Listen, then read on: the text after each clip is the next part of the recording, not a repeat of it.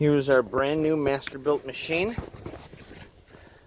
We are sitting at 26 pounds, it looks like.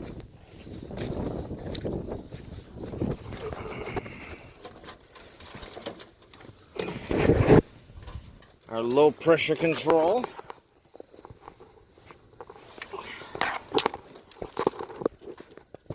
Sorry for all the shaking around. It's kind of hard to do this one-handed.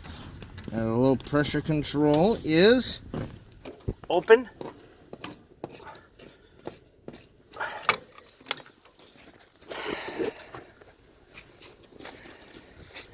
think our model number and serial number are on the panel. Model and serial number are not there. Model and serial number are not there. Here it is.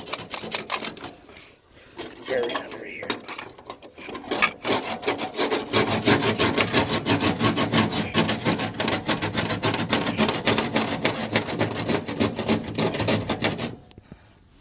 There's our model and serial number. You just saw me give it a whack and it turned on. This low pressure control was sticking.